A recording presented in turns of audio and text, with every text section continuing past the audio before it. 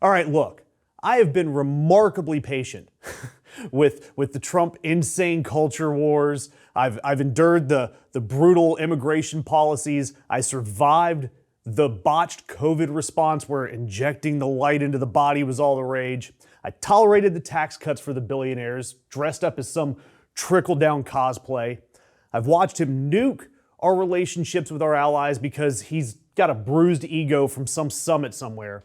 And I've even swallowed the trade wars that wrecked farmers everywhere and required billions in bailout money just to clean up his own damn mess.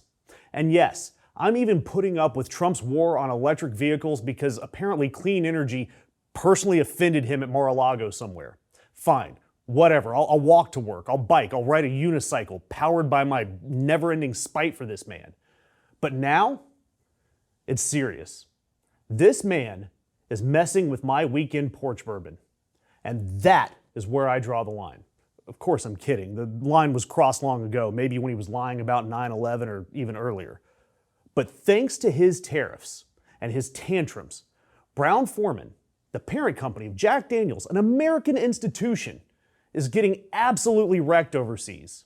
These retaliatory tariffs are slamming American whiskey exports, and sales are dropping. Layoffs are happening all over. And Trump is still standing there like some kid who microwaved a fork, insisting, "This is going great," while he posts about marble armrests. Because, of course, we all want to watch that Kid Rock, Lee Greenwood duet of our dreams while our arms are rested upon cold stone. This isn't America first.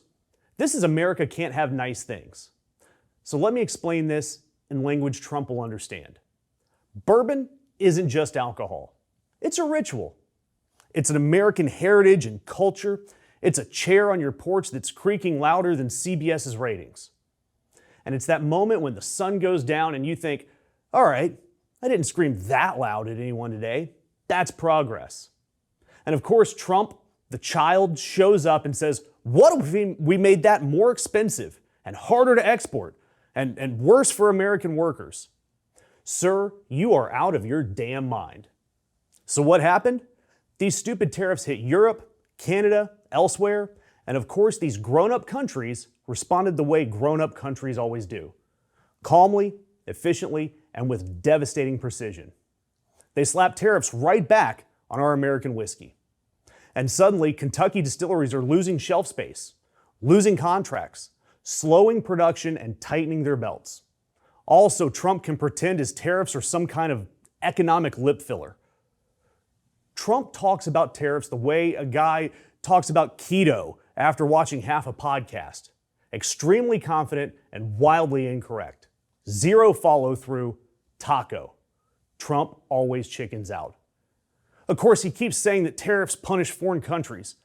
No, they punish us. They punish Americans.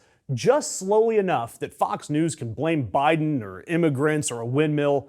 And look, it is a tax. We all know it. It's like punching yourself in the groin and saying, "Take that, China." And this is where it really burns.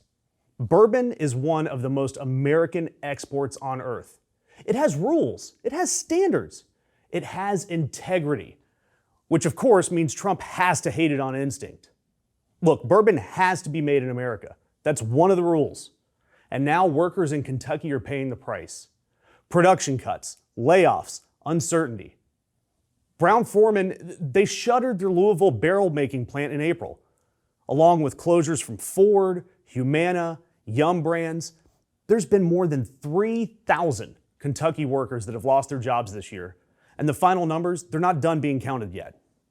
Meanwhile, Trump is probably out there somewhere screaming, "The bourbon loves me." No, damn it, the bourbon does not love you. The bourbon wants stability.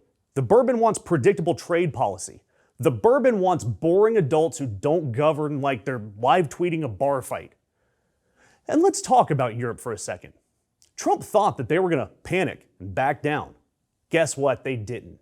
They shrugged, picked up some scotch, an Irish whiskey, and said, "Hey, cool, we'll drink something else. Maybe it's even better." That's not leverage. That's losing the room. And that's the pattern every single time with this guy. He's torched alliances, wrecked the supply chains, spiked prices, burned goodwill, and now he's surprised that Americans are mad that their bourbon, cost more, and their neighbors are getting laid off at the same time. Look, you can mess with my car, you can mess with my charger, you can mess with my wood-burning stove or my thermostat, but when you come for my porch bourbon, that's not policy, that's a declaration of war, sir.